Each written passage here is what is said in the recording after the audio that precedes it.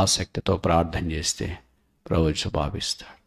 కుటుంబ సమస్యలు, సంఘ సమస్యలు, పోరాటాలు చూస్తున్నప్పుడు లోకము అంత తలకిందులైపోతుంది. క్రైస్తవుడు క్రీస్తు అనే పేరే వింటేనే ఇతరులకు ఇరిటేషన్ వస్తుంది. అన్నీ మీరు చూస్తున్నారు, వింటున్నారు. ఎంత దుర్దినాల్లో, చెడ్డకాలంలో మనం ఉన్నామో జ్ఞాపకం చేసుకోవాలి. ఇది ప్రతిరోజు నా పాదములకు దీపం, ఇది ప్రతిరోజు నాకు ఆహారం, ఇది ప్రతిరోజు నాకు మార్గం, ఇది నాకు ప్రతిరోజు బలం, ఇది నాకు ప్రతిరోజు దిక్చూచి, ఇది నాకు ప్రతిరోజు GPS. ఎన్ని ఓటములు ఉన్నాయి, ఎన్ని అపవిత్రతలు ఉన్నాయి, ఎన్ని బలహీనతలు ఉన్నాయి, ఎన్ని పోరాటాలు ఉన్నా విజయశాలి యేసుక్రీస్తు ప్రభు. కనుక ప్రార్థన, ఆదివారము బైబిల్, సోమవారం నుండి శనివారం దాకా ఇది పక్కన సెల్ఫ్లో పుస్తకం కాదు. It's not a showcase book. మన మాట, మన ప్రవర్తన, మన జీవితము ఇతరులకు క్షేమాభివృద్ధి కలిగించేది ఉండాలి దేవుని యొక్క ఉద్దేశం. 5 విషయాల్లో కనీసం ఆసక్తి కలిగి ఉండడం ప్రాముఖ్యం. మొదటిది రెవల్యూషన్ చాప్టర్ 3 verse 19. ప్రకటన గ్రంథం 3వ అధ్యాయం 19వ వచనం.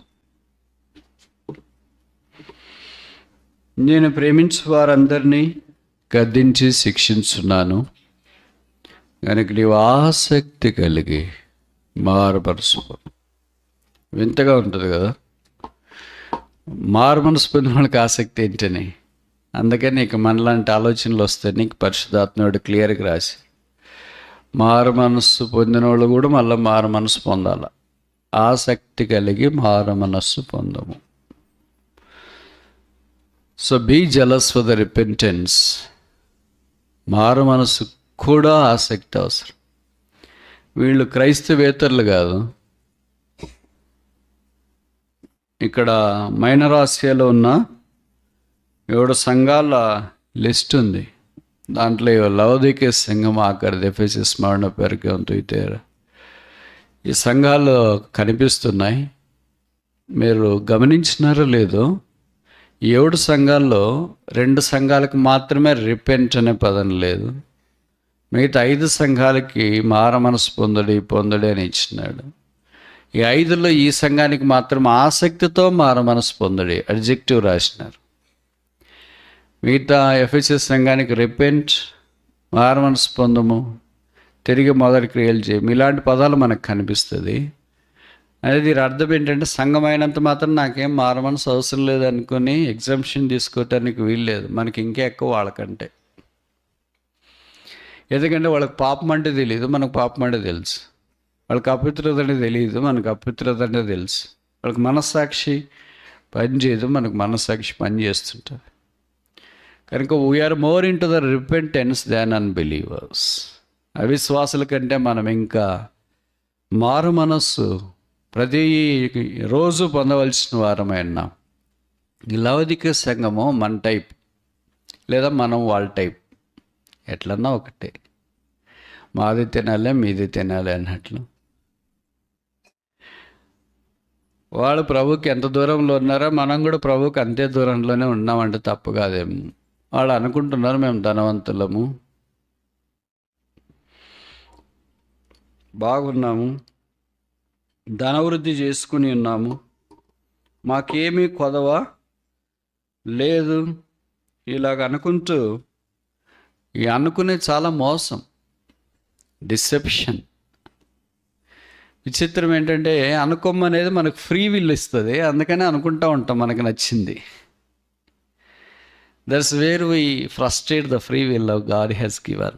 ప్రభు వారు మనకు అనుగ్రహించిన ఫ్రీ విల్ని మనం ఫ్రస్ట్రేట్ చేస్తాం, వ్యర్థపరుస్తున్నాం.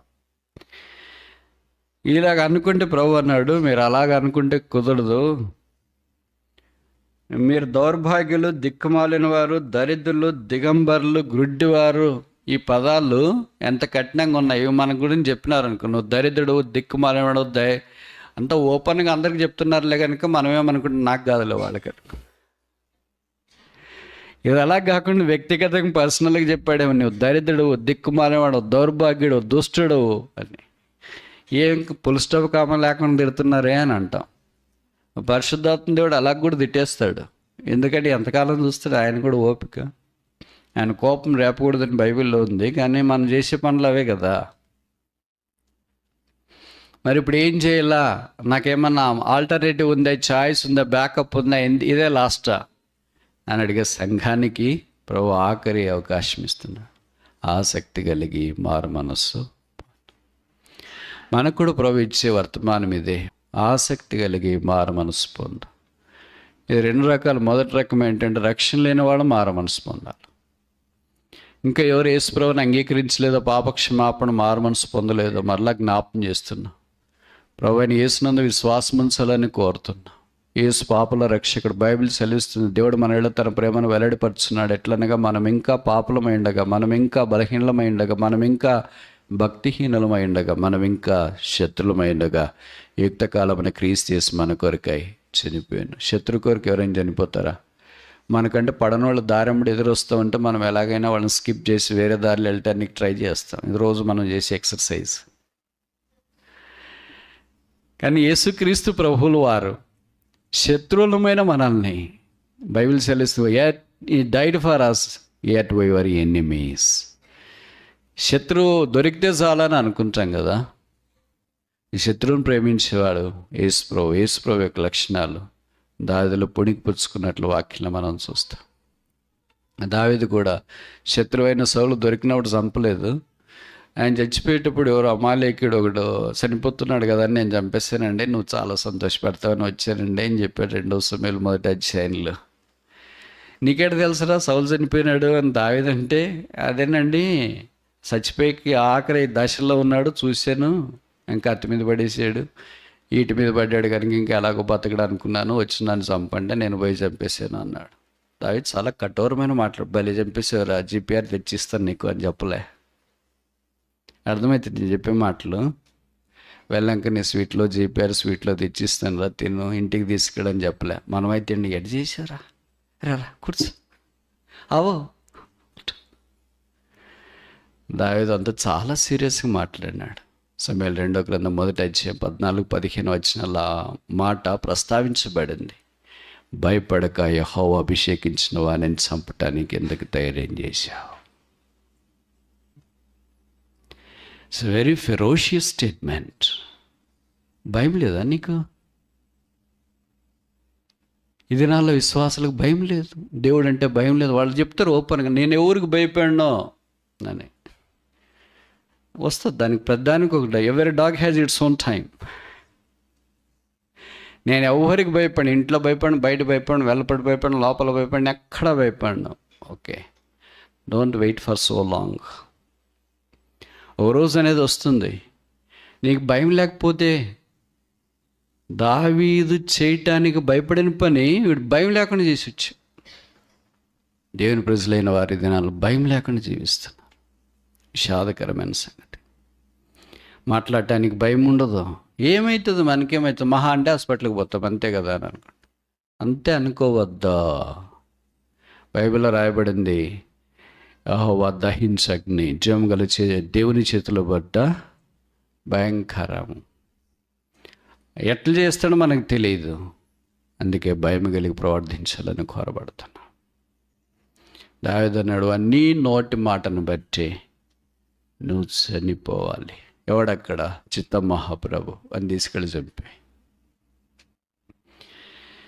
నేను ఇక్కడ చెప్పదలుచుకున్న సంగతి ఏంటంటే, దేవుడు అంటే ఇంకా భయం లేకుండా ఇంకా అలాగే జీవిస్తుంటే పర్లేదులే అనుకుంటా అండి. ఈయన ఎంతేలే, దీర్ఘశాంతవంతులే, వస్తూనే ఉంటాంలే, కూర్చుంటాం, వింటూనే ఉంటాంలే, రక్షణతో మనకేం పని, తర్వాత చూస్తాంలే అనుకో. ఐదో మా నాన్నగారే ఎల్డరు, మా నాన్నగారే, మా అమ్మగారే సండే క్లాస్ టీచర్, అందరూ మాకు తెలిసిన వాళ్ళు.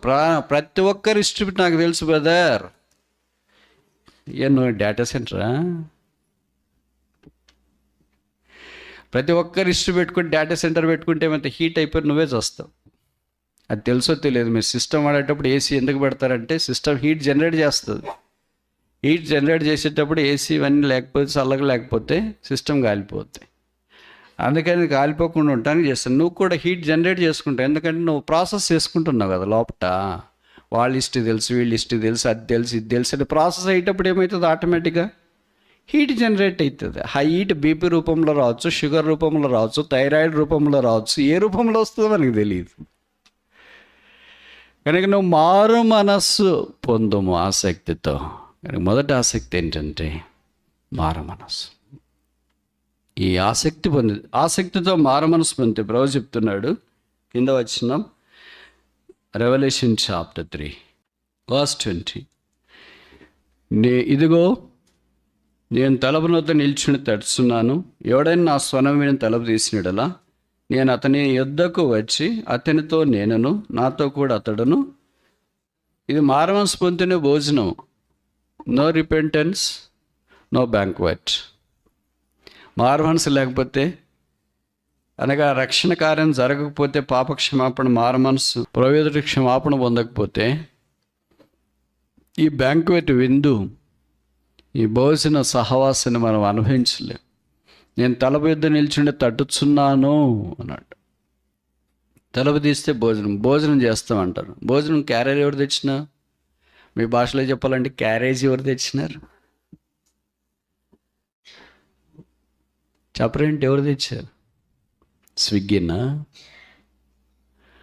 ఎవరు తెస్తారు మరి? ఆయనే తీసుకొని వచ్చినాడు, పట్టుకొని వచ్చినాడు క్యారేజ్. ఆయనే తీసుకొని వచ్చినాడు భోజనము. మనమేం ప్రిపేర్ చేయాల్సిన పని లేదు. This pack belongs to him. ఈ భోజనం ఆయనది, ఈ విందు ఆయనది, ఏర్పాట్లు ఆయనవి. నేనే ప్యాక్ తీసుకొని వచ్చినాను, మీరు తలుపు తీస్తే వీ షల్ డైన్ టుగెదర్. కలిసి మనం భోజనం చేస్తామంటే మనమేమనుకున్నాం, మా భోజనం ఉందిలే, లోక సంబంధమైన భోజనము కానిది, లోకమే వడ్డించేది. అయితే ప్రభు అనుగ్రహించే భోజనము ఆయన పరలోకం నుండి దిగి వచ్చిన జీవాహారం. ఆయన మా కొరకు మనం తలుపు తీస్తే మనం ఆయనతో కూర్చుని భోజనం చేసే భాగ్యం. మీకు తెలుసు కదా, కొంతమంతా మనం ఫోటో దిగాలంటే డబ్బులు ఇవ్వాలి, కొంతమంతా మనం డిన్నర్ చేయాలంటే టికెట్లు కొనాలి, కొంతమంతా మనం కలిసి ఇంటర్వ్యూలు తీసుకోవాలంటే వాళ్ళకి పేమెంట్ ఇవ్వాలి. ఇవన్నీ మీరు మామూలుగా చూస్తూ ఉంటారు. ఈ భూమి మీద ఉన్న అంత ఇంత కొంత ఇన్ఫ్లుయెన్సర్స్, లేకపోతే నేమ్ ఉన్నవాళ్ళు ఇలాగూ డబ్బులు వసూళ్ళు చేసి, లేకపోతే ఇలాగ చేస్తూ ఉంటే, దేవాతి దేవుడు, ప్రభులకు ప్రభువు, రాజులకు రాజు అంటున్నాడు, నాతో మీరు భోజనం చేయటానికి ఫ్రీ, నో టికెట్. విచిత్రం ఏంటంటే ఎవరు రావట్లేదు. ఫ్రీ అంటే రారు, డబ్బులు అంటే ఎగబడతారు అన్నమాట. ఎందుకంటే మనిషికున్న నైజం అది. యేసు ఉచితంగా రక్షణ ఇస్తానంటే ఎవరు రారు. అలా కాకుండా రక్షణ పలానా దగ్గర దొరుకుతుంది రండి అంటే గుంపులు జాతరకు పోయినట్లు పోతా. యేసు ప్రభు శిలువ దగ్గర అనుకరించే ఉచిత రక్షణ పొందటానికి మానవుడు ఇష్టపడట్లేదు. విషాదకరమైన సంగతి. అందుకే ప్రభువు ఈ సహవాసానికి మనల్ని పిలిచినాడు, భోజన సహవాసానికి. Banquet is ready for us. ఈ విందు మన కొరకు సిద్ధంగా ఉంది. ఎవరు యోగ్యంగా పాలు పొందగలరంటే ఆసక్తి కలిగి మారు మనస్సు పొందేవారు. రక్షణ పొందిన మనకు కూడా ఇది అవసరం. ఎక్కడైనా తప్పిపోయినామేమో చూసుకోండి అని కొంతమంది బోధకులు చెప్తుంటారు. నేను అట్లా చెప్పును. ఎందుకంటే ఎక్కడైనా బాగుంటే కదా తప్పిపోవటానికి. అర్థమవుతుందా మీకు? అలాగే అరికాలు మొదలుకొని నన్నెత్త తగ్గదు. నేను చెప్పేది కాదు, యెషయా గ్రంథం 1వ అధ్యాయంలో రాయబడింది. అరికాలు మొదలుకొని నడినెత్తి దాకా కొంచెమైనను స్వస్థత లేకుండా గాయాలు, పచ్చి పుండ్లు కారుతుంది. అలాంటి వ్యక్తి ప్రభు ఎక్కడైనా తప్పిపోయింది చూపించిన ఆయన అంటే సైతానికి బలి జరిపోయారు. అలా కాదు, తప్పిన కుమారుని వలె, తండ్రి నేను నీకు విరోధముగా పాపం చేస్తాను, నీ కుమార్తె అనిపించుకోవటానికి యోగ్యుడని కాదు, నీ పనివారిలో నన్ను కూడా చేర్చుకో. బైబిల్లో మీకు తెలుసో తెలియదు, కొత్త నిబంధనలు ఏదో ఒక్కసారి తండ్రి పరిగెత్తేసి వచ్చిండేది. This is the only incident in the whole Bible where father ran for a son. లూకాసు వార్త 15వ అధ్యాయంలో ఆ మాట రాయబడుతూ వచ్చింది. వాడు ఇంకా దూరంగా ఉన్నప్పుడు తండ్రి వాణిని చూచి, ఎవరిని చూసి పరిగెత్తారు? నా ప్రశ్న అర్థం చేసుకోండి. ఎవరిని చూసి పరిగెత్తారు? పిల్లలు తల్లిదండ్రులను చూసి పరిగెత్తారు. ఒకవేళ తల్లిదండ్రులు బయట ఏదైనా ఆఫీస్ డ్యూటీకి వెళ్ళారనుకోండి, సాయంకాలం వస్తే పిల్లలు లోపల నుండి డాడీ మమ్మీ అని పరిగెత్తేది మామూలుగా మనం చూస్తాం. ఇక్కడ the story is different. Stellar change. తండ్రి వృద్ధుడు పరిగెత్తలేడని మనము తలంచడానికి అవకాశం ఉంది. And Bible says he ran for his son. తండ్రి తన కుమారుని కొరకు పరిగెత్తాడు. ఎందుకు పరిగెత్తాడు? వచ్చేవాడు ఎలాగొస్తాడు కదా, యారికి పోవటానికి కూడా స్కోప్ లేదు కదా, పోయినా కూడా ఉండలేడు కదా, ఉన్నా కూడా పందులతో ఉండాలి కదా, తినటానికి లేదు కదా, తిన్నా కూడా పందుల పూట తినాలి కదా, ఇంకెందుకు పోతాడు రిటర్న్ ఇంత అయిపోయిన తర్వాత? తండ్రి మమకారం అది, పోతాడేమో అని, ఎక్కడికి తిరిగి వెనక్కి వెళ్తాడేమో అని. కనుక మనం ఒక స్టెప్ వేస్తే, ఒక అడుగేస్తే, ప్రభు నన్ను క్షమించని అని వెంటనే ప్రభువారు మన దగ్గరికి వచ్చి క్షమించి కడిగి శుద్ధీకరిస్తాడు. ఎందుకంటే ప్రభు మనల్ని చేర్చుకోవాలని అంత ఆశ. తండ్రి తన కుమారుల జాలిపడినట్లు ఆయన మన వెళ్ళ జాలిపడను. రెండవది చూస్తామా? నహమ్యా గ్రంథం 3వ అధ్యాయం 20. నహమయా చాప్టర్ 3:20. అతన్ని ఆనుకొని ఆ గోడ మలుపు నుండి ప్రధాన యాజకుడైన ఎలీషీబు ఇంటి ద్వారం వరకు ఉన్న మరొక భాగమును జబ్బై కుమారుడైన బారుకు డాష్ బాగు చేసిను. చూడండి, బైబిల్ చూడండి ఎలాగ బాగు చేశాడు. ఆసక్తితో బాగు చేసి. మొదటిది ఏంటి? ఆసక్తితో మారుమనసు పొందాలా. రెండవది ఏంటి? ఆసక్తితో బాగు చేయాలి. నెహెమ్యా 3వ అధ్యాయంలో ఆసక్తితో బాగు చేసిన వారు చాలామంది పేర్లు రాయబడ్డాయి. మీకు పరిచయమో లేదు, ఇది అధ్యాయం చదివినారు లేదో, ఒకవేళ మీకు కుదిరితే చదవండి. ఆనుకొని ఆనుకొని ఆనుకొని అనే మాట పదే పదే కనిపిస్తుంది. బాగు చేసిరి అనే మాట పదే పదే కనిపిస్తుంది. అంటే అర్థం ఏంటంటే గ్యాప్ లేకుండా. ఆనుకొని అంటే పక్కన there is no gap for the devil to walk on. సైతాడు పని చేయటానికి వీలు లేకుండా పక్కనే ఆనుకొని ఉన్నారు, బాగు చేసినారు. అందరూ బాగు చేసినారు. చాలా పెద్ద లిస్ట్ ఉంది ఈ అధ్యాయంలో. కానీ ఆసక్తితో మాత్రం ఒకడే బాగు చేశాడు. ఒకడి పేరే ఆసక్తితో బాగు చేసిన పరిశుద్ధాత్మడు మరలా రాయించినాడు. అలాగ మనం కూడా బాగు చేసేవాళ్ళ మీద ఎంత బాగుంటాం. కొన్నిసార్లు ఎలాగుంటుందంటే మనం పని చేస్తే డబుల్ పని అవుతుంది వేరే వాళ్ళకి. అందుకే ఇంట్లో కూడా కొన్నిసార్లు కొడుకు కూతురు భర్త పని చేయనీరు వాళ్ళు భార్యలు. ఏం సిస్టర్ మీరు ఒక్కళ్ళే కిచెన్లో పని చేస్తారు, బ్రదర్ కూడా హెల్ప్ తీసుకోవచ్చు కదంటే, అయ్యో బ్రదర్ ఆయన కిచెన్కి వస్తే డబుల్ పని అవుతుంది, దాని వల్ల నేనే చేసుకుంటాను. పిల్లల్ని హెల్ప్ అనేది తీసుకోవచ్చు, వాళ్ళు వస్తే ఇంక ట్రిపుల్ పని అవుతుంది బ్రదర్. అందుకని ఎవరిని పిలుచుకుని నా పని నేనే చేసి బయటపడుతున్నాను దీంట్లో నుండి అని. కొన్నిసార్లు పని చెప్పాలంటేనే భయం అవుతుంది. కానీ కొంతమంది చూస్తుంటాను కదా, గర్ల్స్ అయినా బాయ్స్ అయినా ఆల్మోస్ట్ సేమ్. ఇప్పుడు ఏం పెద్ద తేడా ఏం లేదు. పాతకాలంలో అనుకునే వాళ్ళకి గర్ల్స్ అయితే ఎంతో నమ్రతగా నెమ్మదిగా అసలు వాళ్ళు పని చేస్తున్న పేరు పెట్టడానికి వీల్లేదనేది అట్లున్నారు. అట్లేం లేదు, almost same. There is no gender difference in the kitchen. ఇంకోసారి చెప్పాలా? కనుక కొన్నిసార్లు మనం పని చేసేది వేరే వారికి ఆటంకకరంగా అభ్యంతరకరంగా లేకుండా, అబ్బాయి ఈ పని ఎవరు చేసినారు, పలానా వాళ్ళు చేసింటారు, పలానా సిస్టర్ పలానా బ్రదర్ చేసింటారు అనేటట్లు ఉంటే ఎంత బాగుండు. దేవుని మందిరం రావడంలో దేవుడు ప్రతి వారికి కొన్ని పనులు నియమించినాడు. ఆసక్తితో బాగు చేసే పని, అది చిన్నది కావచ్చు పెద్దది కావచ్చు, అంటే విజిబుల్ కావచ్చు ఇన్విజిబుల్ కావచ్చు, కనపడేది కావచ్చు కనబడనిది కూడా కావచ్చు. అప్పగించిన పనిని ఇంకొకసారి మనకు అప్పగించుకోకుండా చేసేవాళ్ళు ఉన్నారు కొంతమంది. ఇదే ఫస్ట్ అండ్ ఫైనల్ అని. గ్లాస్ ఇస్తే గ్లాస్ పగలు కొట్టడము, ఏ పని చెప్పినా వాళ్ళు ఏం బాగా చేయడం అనేది ఉండదు, పాడు చేయడం అనేది ఉంటుంది. అందుకనే వాళ్ళు నా ప్లేస్లో నుండి రీప్లేస్ చేయాల్సి వస్తుంది. కానీ కొంతమంది ఏ పని ఇచ్చిన నమ్మకంగా బారోకు వలె ఆసక్తితో బాగు చేసిరి.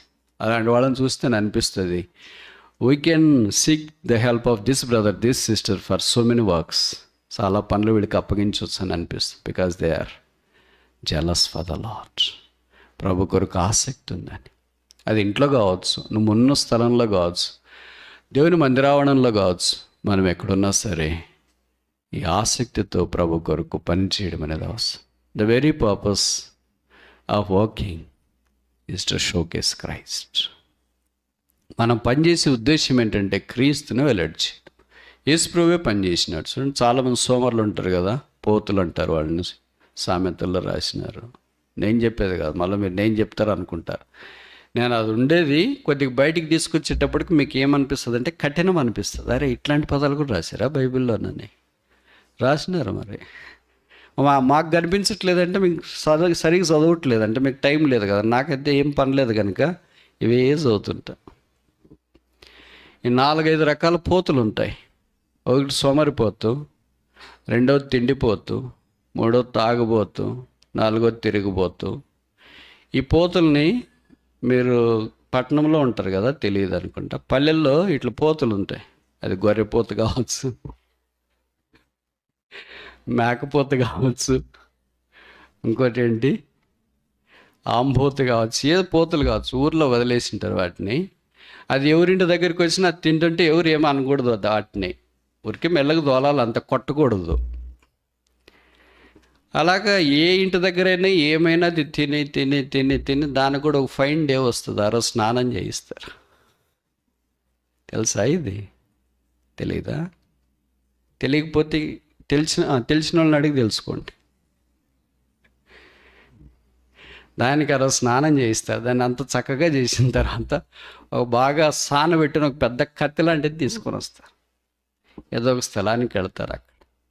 అప్పుడు ఇంకా అందరు కేకలు వేస్తూ ఉంటే ఒకడెవరో బలాఢ్యుడు ఉంటాడు కదా, అలాంటి వాడు తీసుకొని దాన్ని కరెక్ట్గా గొంతు మీద ఒకే ఒక దెబ్బకే చావాల. తల శరీరం వేరు కావాలి. దాన్ని బలి అని అంట. ఇన్ని రోజులు పెంచినాడు దాన్ని. ఇన్ని రోజులు ఊర్లెంబడి తిరిగింది, ఇన్ని రోజులు ఇళ్ళెంబడి తిరిగింది, ఇన్ని రోజులు ఏది పెడితే అది తినింది. ఇన్ని రోజులు ఎవరు దాన్ని ఏమనేది uncontrolled animal. But uncontrolled animal now assassinated.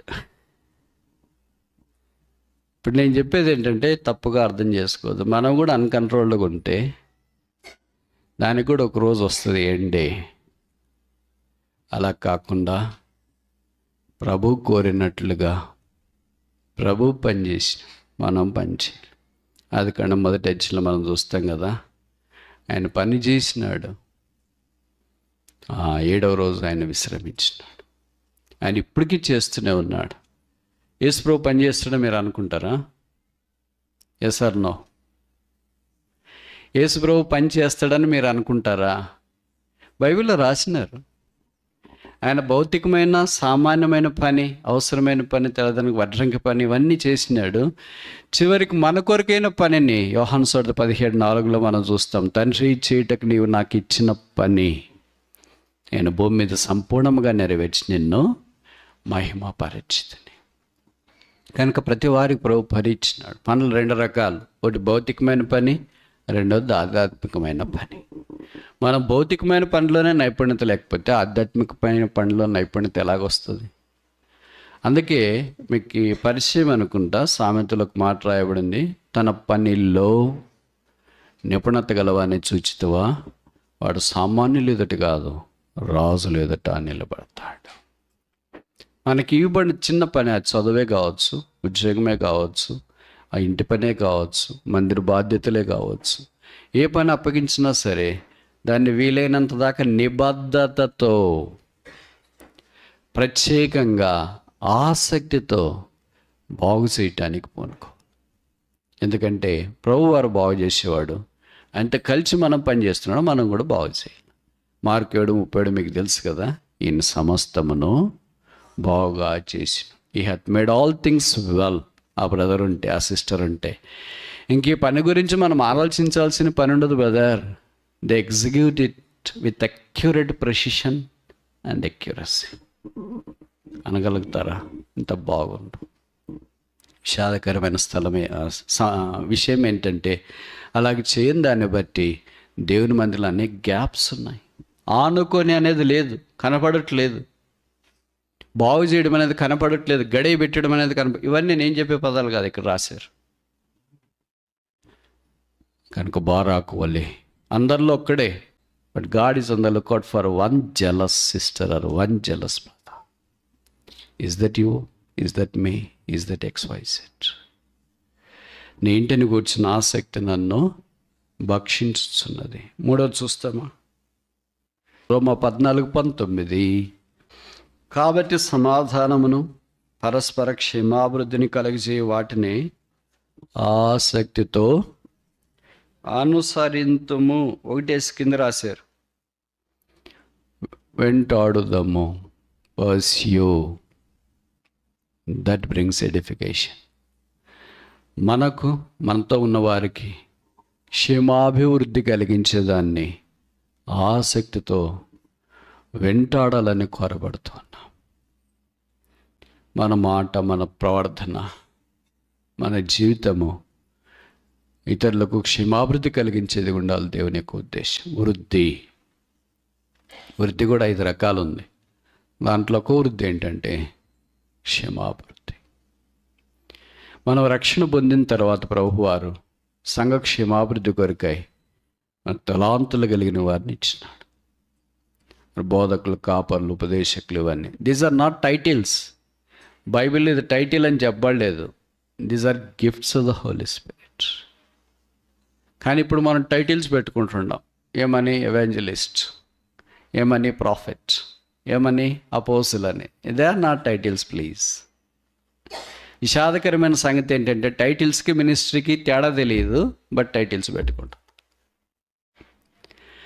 పరిశుద్ధాత్మ దేవుడు సంఘము క్షేమాభివృద్ధి పొందటానికి అక్కడ రాశారు క్లియర్గా.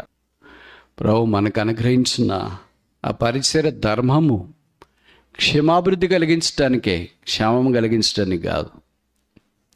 కొన్నిసార్లు వాక్యము ప్రకటించినప్పుడు ఇబ్బంది అవుతుంది, కష్టం అనిపిస్తుంది. మనం దాన్ని తీసుకోలేం. పాజిటివ్గా తీసుకోవాలంటే ఏమనుకుంటా, అంతా నన్ను గురించి చెప్పారు అని. అంతా నన్ను గురించి చెప్పారని నువ్వు అనుకున్నావు అంటే అర్థం ఏంటంటే పరిశుద్ధాత్మ దేవుడు నీ ఎక్కడికొలతో నీతో మాట్లాడినాడు అని. విచిత్రం ఏంటంటే అది మనం గుర్తించము. నన్ను గురించి బ్రదర్కి ఎవరో చెప్పినారు, అందుకని నా కొరకు చెప్పినాడు అని. మీ గురించి నాకు చెప్తే నేను మీ దగ్గరికి వచ్చి మీరు ఇలాంటి వాళ్ళని చెప్పి అంత చీప్గా ఆలోచిస్తున్నారా? ఒక వ్యక్తిని గురించి ఇంకొక వ్యక్తి మాకు చెప్పినవి ఇప్పటికీ ఇన్ని ఉంటాయి, నా వెయిట్కి మించి ఉంటాయి. మరి పొట్ట పగలాలి కదా, వింటూనే ఉంటాం అన్నీ. ఆయన ఇట్ట, ఈయనిట్ట, వాళ్ళిట్ట, వీళ్ళిట్లా అని చెప్తూనే ఉంటారు. ఎక్కడికి వెళ్ళినా చెప్పే వాళ్ళకి ఏమనిపించదు, కానీ మాకు విని విని చెవులు కాయలు కాసిపోయి ఉంటాయి, పొట్ట నిండిపోయి ఉంటుంది. చించుకుంటే కాళ్ళ మీద పడుతుంది, అలాగే ఉంచుకుంటే పొట్ట పగలుతుంది. మరి ఏం చేస్తాం? వీలైనంత దాకా ప్రార్థన చేస్తాం. ఆ ప్రార్థనలో ప్రభు దాన్ని తేలిక చేస్తాడు. కానీ జ్ఞాపకం ఉంచుకోవాలి, దేవుని వాక్యం మనకి హెచ్చరించడానికి, బుద్ధి చెప్పడానికి, సరిచేయటానికి అన్ని రకాల. It's a manifold ministry. హెచ్చరిక అనేది ఇష్టం లేకుండా ఉండటానికి ప్రయత్నం చేయకూడదు.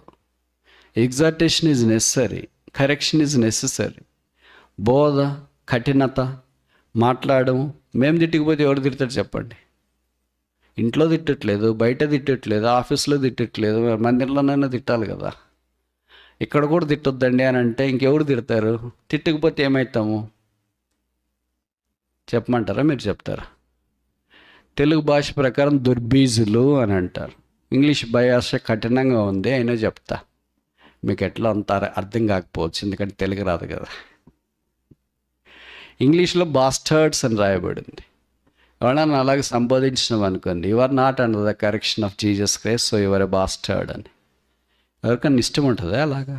But the Bible says clearly, it's a harsh warning. There are certain passages in the Bible, the warning comes like a lightning, very harsh, like a thunder. ఒక పిడుగు పడినట్టు అవుతుంది. ఏంటి ఉన్నట్టుండి? ప్రభు మనల్ని సరి చేయటానికి, చక్కదిద్దడానికి ఇవన్నిటినీ సిద్ధపరుస్తూ వచ్చిన. కనుక మనం ప్రార్థన చేసినా, పరిచర్య చేసినా, ప్రభు కొరకు ఏది చేయటానికి మనం పూనుకున్నా, ఎలాగుండాలి మన పరిచర్య ధర్మము? ఎడిఫికేషన్. అందుకే దీన్ని యాంప్లిఫై చేస్తూ కొత్త నిబంధనలో పౌలు రాశాడు 1 కొరింథీ 10:31, మీరు ఏం చేసినా, భోజనం చేసినా, పానం చేసినా సమస్తము దేవుని మహిమ కొరకు చేయండి. అందుకే we are created for his glory. ఆయన మహిమ కొరకు మనం సృజించబడినాం. మీకు తెలుసు కదా మనం మంటి నుండి సృజించబడ్డామని. ఇదంతా బాగా పరిచయం. ఉదాహరణకు నేను చెప్తాను చూడండి. మంటిలో నుండి తీయబడ్డాము, తిరిగి మన్నైపోతాము. ఇది కూడా వాక్యంలో రాయబడింది. మట్టిలో నుండి తీయబడి మన్నైపోయే ఈ మధ్యలోనే జరిగే ఈ స్టోరీనే జీవితం అని అంటాం. దీన్నే లోకం లీలలు అని అంటుంది. కొంతమంది మాయ అని అంటారు, కొంతమంది జీవితము ఎండమావి అని అంటారు. ఇలాగ రకరకాల సంబోధనతో టెర్మినాలజీతో కావలాడుతూ వారు వాడుతూ ఉంటారు. అయితే బైబిల్ మనకేం చెప్తుందంటే, నా మహిమ నిమిత్తము నేను మిమ్మను సృజించితిని. I have created you for my glory. ఇప్పుడు ఆయన క్రియేట్ చేసినాడు, మంటలో నుండి తీసినాడు, తిరిగి మన్నైపోతున్నాము. ఈ మట్టికి వెళ్ళకముందు మధ్యలో ఒకటి ఉంది, దాన్నే మనిషి అని అంటాం. మనిషి అని ఎందుకన్నామంటే ఊపిరి ఉంటుంది కనుక. ఊపిరి లేకపోతే ఏమంటాం? పేరు వెంటనే మార్చేస్తాం. బాడీ ఎక్కడ పెట్టారు బ్రదర్? పేరు అనరు. అబ్రం గారిని ఎక్కడ పెట్టేశారండి అని అనరు. షారా గారిని ఎక్కడ పెట్టారండి అని అనరు. ఆ లాంగ్వేజ్ టోనే మారిపోతుంది, మాడ్యులేషన్ మారిపోతుంది. బాడీ ఎక్కడ పెట్టారు బ్రదర్? బరియల్ ఎప్పుడు బ్రదర్? ఆ మాడ్యులేషన్ బట్టి, టోన్ బట్టి ఏమైపోయిందంటే ఇప్పుడు ఈ మట్టి దశకు వచ్చేసింది. మరి మధ్యలో ఉన్నది ఏంటంటే ఒకటే, దేవుడు వారి నాసికారంధ్రంలోనికి జీవాత్మ ఊదగా నరుడు దేవుడు ఆత్మ ఊదినాడు. ఈ ఉన్న 60, 70, 80 ఏళ్ళలోన మనలో దేవుని ఆత్మ లేకపోతే ఏమంటాం? చెప్పరేంటి? మట్టి.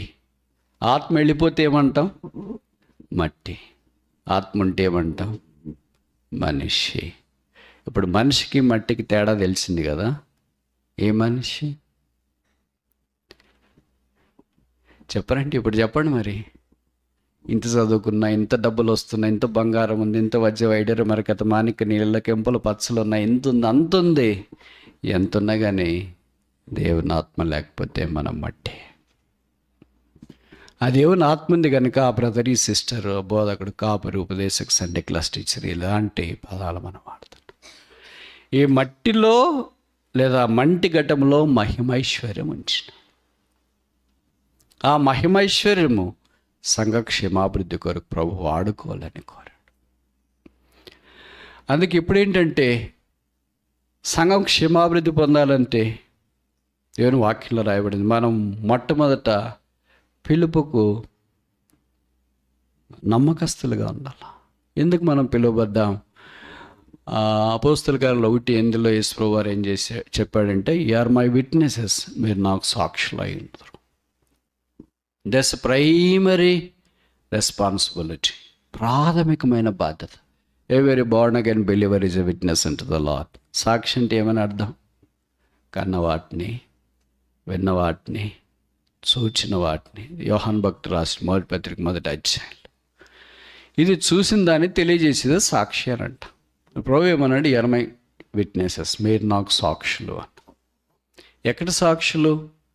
యెరూషలేము, యూదయ, సమరయ, ప్రపంచమందంతటా నాకు సాక్షి. A witness is not local, a witness is a global. ఈ పదం కష్టంగా ఉంటుంది కదా. మేము లోకల్, ఈ ప్రాంతము, ఆ స్టేటు, ఈ లేదా ఇండియన్స్, ఇది that's not like that. A biblical witness is a global, no local. ఇక్కడ గ్లోబల్ ఐకాన్స్ ఉన్నాయి, లోకల్ ఐకాన్స్ ఉన్నాయి. నో ఐకాన్సా? చెప్పరేంటి? ఒకవేళ ఈ సాక్షిలుగా మనం ఉండకపోతే ఏమైద్ది? ఉంటే ఉండొచ్చు, లేకపోతే లేదు. ఆప్షన్ కాదు. చాలాసార్లు మనము బైబిల్ని ఆప్షనల్గా తీసుకుంటాం. ఆ ఆప్షనల్ కాదు, ఇట్స్ ఆర్డినెన్స్, ఆర్డర్, శాసనం. ఇది దేవుని వాక్యానికి ఇంకో పేరు ఏంటంటే శాసనము. శాసనము అయిన తర్వాత దానికి ఎదురుండదు. మామూలుగా మనుషులు చెప్తుంటారు కదా, నేను చెప్పినానంటే ఎదురుండకూడదు, నా మాట వేదం, నా మాట ధర్మం, నా మాట డాష్ అని. మనిషిని మాట అంత అయినప్పుడు మరి దేవుని మాట? బైబిల్లో రాయబడింది, నా నోట్లో నుండి వచ్చిన మాట రద్దుపరచును, వ్యర్థపరచు చాలన్నాను. ఇది మనం చేయకపోతే, 1:8 అపోస్తల కార్యాలు చేయకపోతే, అపోస్తల కార్యాలు 8:1 వస్తుంది. ఇటు చూడండి, అపోస్తల కార్యాలు 8:1. ఇది భయపెట్టే మాట కాదు, మరి బైబిల్లో రాశారు, చెప్పాలి కదా. అపోస్తుల కార్యాలు 1:8 చేయకపోతే అపోస్తుల కార్యాలు 8:1 కింద మనం ఉన్నాం. ఏంటి 8:1 అని అంటే యాక్ట్స్ ఆఫ్ ది అపోజిల్ చాప్టర్ 8:1.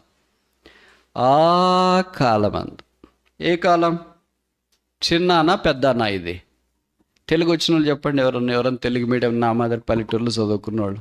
పెద్దనా చిన్నానా? ఇది పెద్ద అంటే దీనికి దీర్ఘం తీసినారు. ఎక్కడ దాకా పోయింది? ఆ కాలం అంటే ఏ కాలం? 1:8 సాక్షులుగా ఉండాలని నియమించిన కాలము, ఆ కాలమందు. సాక్షులుగా ఉండకపోతే ఏమైంది మరి? ఆ కాలమందు యెరూషలేములో సంఘమునకు, ఓ గాడ్, మనం సాక్షులుగా లేకపోతే ఏం జరుగుతుంది? వాళ్ళు ఎక్కడ సాక్షులుగా ఉండలేకపోయారు? యెరూషలేములోనే. ప్రభు చెప్పాడు, యెరూషలేము, యూదయ, సమరయ, భూదిగంతములంతా. అంటే ఫస్ట్లోనే ఇంక ఫస్ట్ సర్కిలే ఫెయిల్ అయిపోయినారు. అంటే ఫస్ట్ యూనిట్ టెస్టులోనే ఫెయిల్ అయిపోయారు. ఫస్ట్ యూనిట్లు 4 ఉంటాయి కదా, చదువుకునే వాళ్ళకి మీకు తెలుసు కదా సెమిస్టర్లో. ఫస్ట్ యూనిట్లోనే ఫెయిల్ అయిపోతే, బీటెక్ ఉంటే 4 ఇయర్స్ ఉంటే ఫస్ట్ ఇయర్లోనే ఫెయిల్ అయిపోతే సెకండ్ ఇయర్లో అవకాశం ఇస్తారు. మరలా ఫస్ట్ ఇయర్ ఫెయిల్ అయిపోతే 2-3 సార్లు ఫెయిల్ అయిపోతే దానికి ఒక పెద్ద పేరు పెడతారు, డిటైన్ అని. మళ్ళీ ఫస్ట్ ఇయర్ చదివే అవకాశం ఇస్తారు. ఇంకా అక్కడే ఉండాలా. అది క్లియర్ చేస్తేనే ముందుకు వెళ్తారు. ఎంబీఎస్లో కూడా అంతే.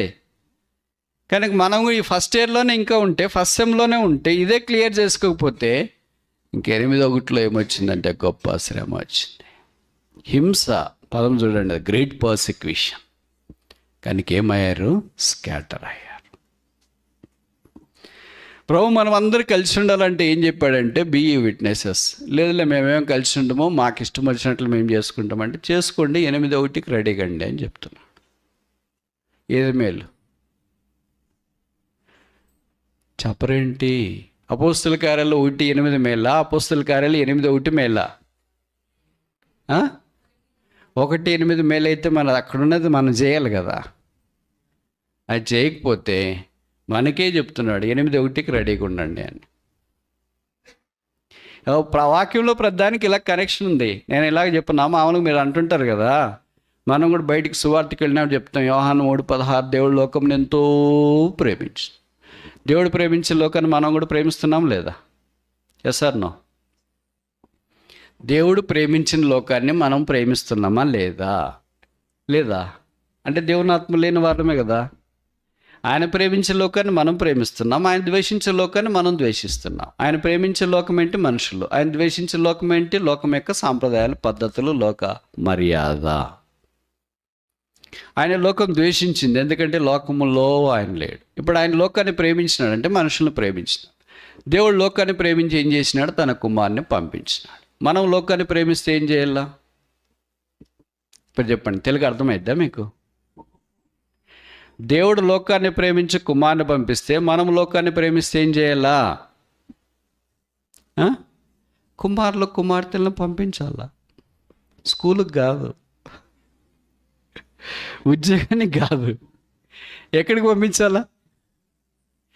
యేసుక్రీస్తు ప్రభువారు దేని కొరకు పంపించబడ్డాడో దానికి. నీవు నన్ను పంపితివి, దహ సెంట్ మీ. ఎందుకు పంపించినావు? ఎందుకు నేను ఈ భూమి మీదకి వచ్చినాను? నశించిన దానిని వెతికి రక్షించడానికి. కనుక కుమారులు కుమార్తెలు ఎక్కడికి వెళ్ళాలా? దీన్నే పరిచర్య అని మనం అంటాం. ఆ క్షేమాభివృద్ధి కొరకు పంపించబడాలి.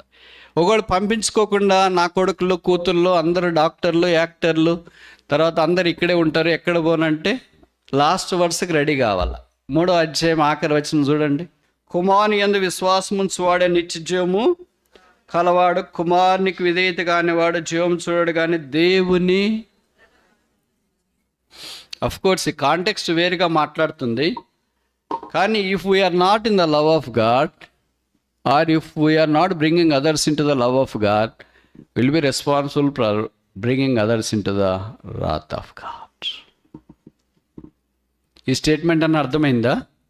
దేవుని ప్రేమలోనికి మనము ఇతరులను తీసుకురాలేకపోతే మనం వారిని దేవుని ఉగ్రత కింద వదిలేసిన వారం అవుతాం. ఈ రెండిట్లు ఏది కావాలా? Do you want the love of God or the wrath of God? దేవుని ప్రేమ కావాలా? దేవుని ఉగ్రత కావాలా? ఇలాంటి బిబ్లికల్ కాంట్రాస్టింగ్ థింగ్స్ మనకు వాక్యంలో కనిపిస్తాయి. మనం ఎలాగున్నాము? మనకి ఇవ్వబడిన కృపావరాన్ని ఆసక్తితో వెంటాడాలని కోరబడుతూ ఉన్నా. నెక్స్ట్ చూస్తామా? కీర్తనలు 69:9 ఇందాక మనం చూస్తాం కదా, నీ ఇంటిని కూర్చిన ఆసక్తి నన్ను. ఆసక్తి 4 విషయాలు చూసిన. 4 3. మొదటిది ఏంటి? ఆసక్తితో మారు మనసు పొందాలి. రెండవది ఏంటి? ఆసక్తితో బాగు చేయాలి. మూడవది ఏంటి? ఆసక్తితో క్షమాభివృద్ధిని వెంటాడు. 4 చూసి ముగిస్తాము. జేమ్స్ 5:17, యాకోబు 5:17. ఏలియా మన వంటి స్వభావం గల మనుషుడే, వర్షింపకుండానట్లు అతడు ఆసక్తితో ప్రార్థన చేయగా. ఎలాగ ప్రార్థన చేయాలా? ప్రార్థన ఎలాగ చేయాలని చాలా విషయాలు రాయబడ్డాయి. విసుకక ప్రార్థన చేయాలా, ఎడతెక్క ప్రార్థన చేయాలా. ఇక్కడ ఆసక్తితో ప్రార్థన చేయాలి. మనుషుడు ఆయన కూడా మనుషుడు. మనము సాధారణంగా ఏమనుకుంటామంటే, బైబిల్లో మోషే, అబ్రాహాములు ఇవన్నీ క్యారెక్టర్ వచ్చినప్పుడు అబ్బా వాళ్ళ మాదిరి ఎక్కడవుతుందని. అదే వాస్తవమే, వాళ్ళ పేరు ఎత్తడానికి కూడా మనం ఎగ్గులం కాదు. కానీ వాళ్ళని అంటే ఇక్కడ ఏలియా మన వంటి స్వభావం గల మనుషుడని ఎందుకు రాశారనంటే, God can use only man. దేవుడు మనుషులనే వాడుకుంటాడు, ఏంజిల్స్ కాదు. ఏంజిల్స్ ఆయనకి ఎప్పుడు అందుబాటులో ఉన్నారు. కనుక ఏలియా వీళ్ళంతా దేవదూతలని మీరు అనుకుంటున్నారేమో, మనలాంటి స్వభావం గల మనుషులే. మనిషి ఏం చేశాడు? ఆకాశాన్ని మూసినాడు. 3.5 సంవత్సరాలు మూసినాడు. ఇవన్నీ చదువుతున్నప్పుడు నాకు చాలాసార్లు అనిపిస్తుంది, ఈ బైబిల్లోని సంగతుల్లో కనీసం విషమంతా కూడా నా జీవితంలో జరగట్లేదు కదా. వాళ్ళు ఆకాశాన్ని మూసిన నోరు కూడా మూసుకోవట్లేదు కదా. మామూలుగా తెలుగులో ఒక సామెత ఉంది కదా, నోరు మంచిదైతే ఊరు మంచిదవుతుంది అని. మరి ఎందుకు కాలేదు ఇల్లు మంచిది? ఎందుకు కాలేదు చెప్పండి. నోరు ఉన్నాడు లేదు కదా. ఇక్కడ ఇంటికి రా చూస్తాను నీ సంగతి. నోరు లేదు కనుక మంచిగా ఉంటుంది, నోరు ఉంటే కష్టమవుతుంది. అందుకే కొంతమంది అంటుంటారు, అయ్యో నోరు లేకపోతే ఎట్ట బతుకుతాం బ్రదర్ హైదరాబాద్లో. అంత ఇంత బతుకుతున్నామంటే నోరుతోనే బతుకుతున్నాం. అంటే పౌలు యొక్క వాక్యానికి లేదా ప్రభు యొక్క వాక్యానికి భిన్నం. ప్రభు వాక్యం ఏం చెప్తుంది? పౌలు ఏమన్నాడు? నా మట్టుకు బ్రతికైతే నోరు అని చెప్పలేదు. నా మట్టుకు బ్రతికైతే నోరు అయితే సావైతే కీడు అని ఏం చెప్పలేదు ఆయన. As for me to live is Christ and to die is gain. బ్రతికితే క్రీస్తు వలే క్రీస్తు వలే మాట్లాడాలి, క్రీస్తు వలే ప్రేమించాలి, క్రీస్తు వలే జీవించాలి, క్రీస్తు వలే like Christ. If there is no like Christ in me, there should be like Lucifer. ఇంకోసారి చెప్పాలా? క్రీస్తు వలే అనేది నాలో లేకపోతే ఎవరు వలే ఉన్నట్లు? సైతాను వలే ఉన్నట్టు. వాళ్ళ వల్లే అని ఉండాలి, వీళ్ళ వల్లే అని ఉండాలి. There is no neutral point. CH Spurgeon అనే ఒక భక్తుడు అన్నాడు, there is no neutral point for a believer. Either we must be like Christ or we must be like devil. యేసు వలేనైనా ఉండాలా, సైతాన్ వలేనైనా ఉండాలి. మన సంగతి ఏంటి మరి? ఏలియా ఆసక్తితో ప్రార్థన చేసిన, ప్రార్థన లోపించింది. మనం కొంతమంది చెప్తున్నారు, బ్రదర్ ఆ సిస్టర్ చాలా ప్రార్థన పర్లు, ఈ బ్రదర్ చాలా ప్రార్థన పర్లు. మరి ప్రార్థన పర్లు అయితే ఎందుకు నోరు మూసుకోవట్లేదు? మనం ప్రార్థన చేస్తున్నాము, జూమ్లో చేస్తున్నారు, బయట చేస్తున్నారు, వెల్పడి చేస్తున్నారు, మీటింగ్లు పెడుతున్నారు, ఒక్కోళ్ళు ఇన్ని జూములు గ్రూపుల్లో తయారైపోయినారు. ఎందుకు మరి నోరు మూతపడట్లేదు? నేను చాలాసార్లు ఇది ఎందుకో నమ్మబుద్ధి కాదు. ఆ బ్రదర్ చాలా ప్రార్థన పడంటే మరి అంత నోరు వేసుకుని పడతాడేంటి? మందిరంలో ఫస్ట్ నోరు ఆయనదే ఉంటుందేంటి? How can you be a prayer warrior when somebody says that sister is prayer warrior? మరి అంత నోరు వేసుకుని పడుతుంది ఏంటి? How can she be a prayer warrior? Prayer warrior cannot have voice to raise. She has only voice to raise to move the throne of grace. కాదంటారా? ఆ స్త్రీకి ఆ పురుషునికి ప్రార్థన వీరులు అని అంటే కృపా సింహాసనాన్ని కలిగించే స్వరం ఉంటుంది, వేరే వాళ్ళని కదిలించే స్వరం కాదు. ఈయన ప్రార్థన చేస్తే ఆకాశం అయిపడింది. నాకు చాలాసార్లు అనిపిస్తుంది, ప్రభువా మేము చిన్న చిన్న దాని కొరకే ప్రార్థన చేస్తాం. రెడీ అయిపోయి ఇప్పుడు సిటీ బస్ ఎక్కాల, బస్సు వస్తే బాగుండు అనుకుంటాం. అక్కడికి బస్ స్టాప్ దగ్గరికి వెళ్ళి ఏంటి బస్ 23C పోయిందండి, ఇప్పుడే పోయింది. మళ్ళీ ఎప్పుడు వస్తుంది, ఎప్పుడో గంటకు వస్తుంటుంది అదే బస్, అట్లాంటి బస్సు. మిగతా మాత్రం మస్తుగా వస్తుంటాయి. మనము పోని డెస్టినేషన్ బస్సులో నిమిషంకి వస్తాయి. మనం పోవాల్సింది అప్పుడే పోయింటాం. బైబిల్ చదువుకున్నాం, క్యాలెండర్ వాక్యం చదువుకున్నాం, దైవమర్మాలు చదువుకున్నాం, ఇంట్లో ప్రార్థన చేసుకున్నాం, బయటికి పోయేటప్పుడు ప్రార్థన చేసుకున్నాం, అప్పుడే పోయింది. ఇది ఒకరోజు చరిత్ర కాదు, మీకు కాదులే, నాకు. ఇది రోజు జరిగే చరిత్ర. మరి so many failures, gamut of failures, package of failures. But in spite of all this failures we praise God, we have a conqueror called Jesus Christ. ఎన్ని ఓటములు ఉన్నాయి, ఎన్ని అపవిత్రతలు ఉన్నాయి, ఎన్ని బలహీనతలు ఉన్నాయి, ఎన్ని పోరాటాలు ఉన్నా విజయశాలి యేసుక్రీస్తు ప్రభు. కనుక ప్రార్థన, ఆదివారము బైబిల్, సోమవారం నుండి శనివారం దాకా ఇది పక్కన సెల్ఫ్లో పుస్తకం కాదు. It's not a showcase book. The Bible is not a book for me on daily basis. I do not want this Bible any longer. ఇంకోసారి చెప్పాలా? The Bible is not a book for me on daily basis. It's not necessary for me any longer on Sunday. ఇది ఆదివారం బోధించడానికే ఉన్న పుస్తకం అయితే ఈ పుస్తకం అవసరం లేదు. ఇది ప్రతిరోజు నా పాదములకు దీపం, ఇది ప్రతిరోజు నాకు ఆహారం, ఇది ప్రతిరోజు నాకు మార్గం, ఇది నాకు ప్రతిరోజు బలం, ఇది నాకు ప్రతిరోజు దిక్చూచి, ఇది నాకు ప్రతిరోజు GPS. ఇప్పుడు Bible is a Bible on daily basis, otherwise it's of no use for us. నాకు బైబిల్ అలాగుందా? నాకు తెలిసి అలాగుండదు చాలామందికి. ఆదివారము లేకపోతే ఉదయకాలము తీసి చదివిన తర్వాత ఇంక అంతే. బైబిల్ ఒకవైపు, జీవితం ఒకవైపు. ఇదే బోత్ డి నాట్ సింక్. ఆ రెండు కలవకపోతే, రెండు మ్యాచ్ కాకపోతే ఈ యేసుప్రభు రూపం ఎలాగొస్తుంది మనలో? ఈ మధ్యలో ఒక బైబిల్ పండితులు రాసిన ఒక స్టేట్మెంట్ నేను చదివాను. When we stand before the lord is not going to ask us how many sermons you have preached, how many people you have converted, how many people you have edified. But he wrote that it's very challenging question. One fundamental question he will ask: how much of my image is carved in you? నా రూపము నీలో ఎంతవరకు రూపుదిద్దుకుంది? Outlines కూడా లేదు.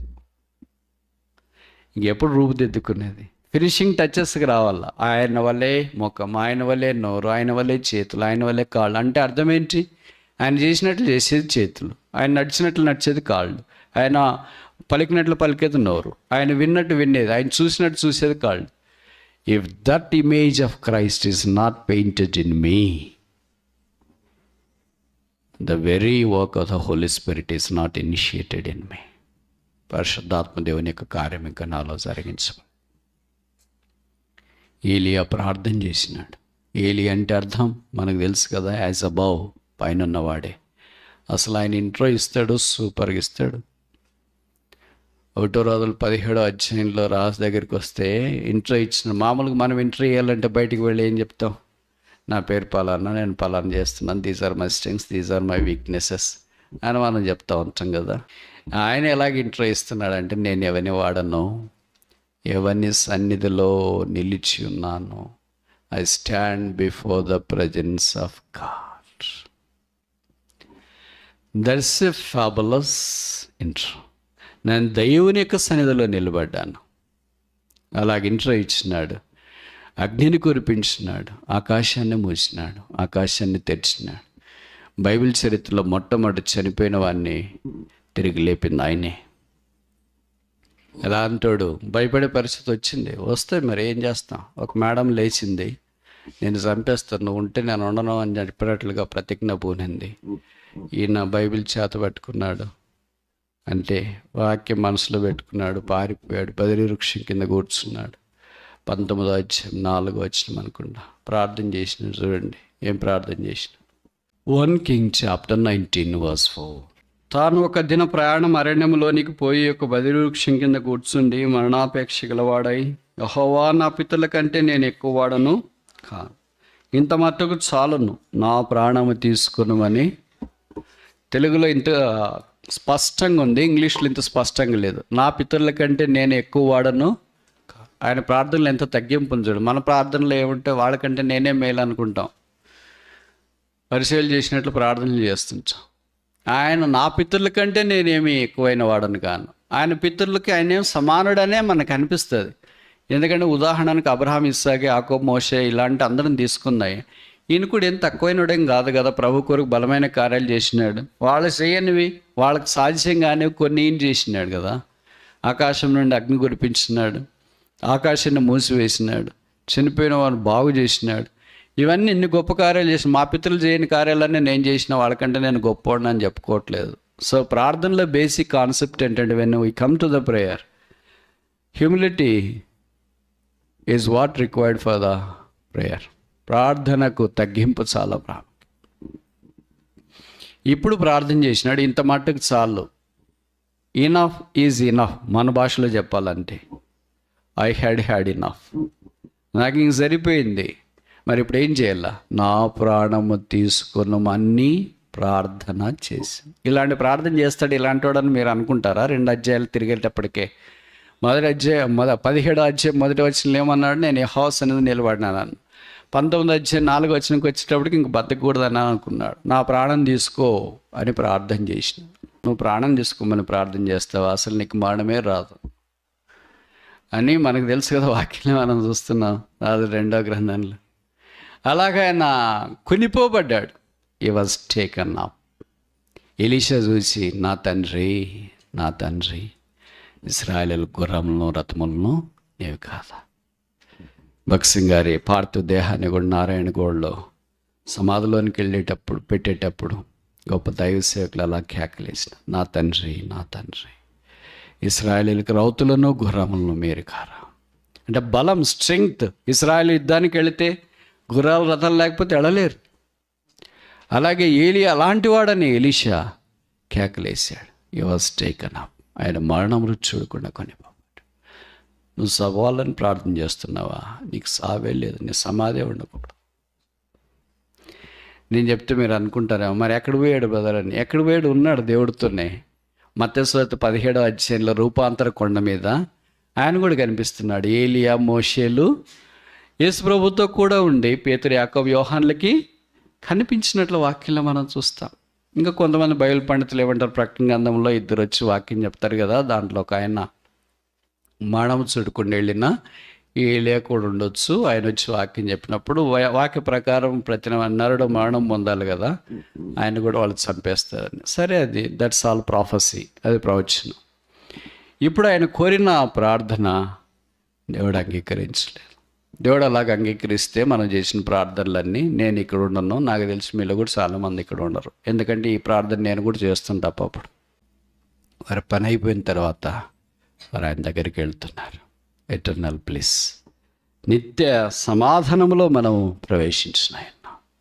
కనుక ప్రార్థన ఏలియాది. ప్రభు ఏది ఆలకించాలో అది ఆలకించినాడు, ఏది ఆలకించలేదో అది ఆయన ఆలకించలేదు.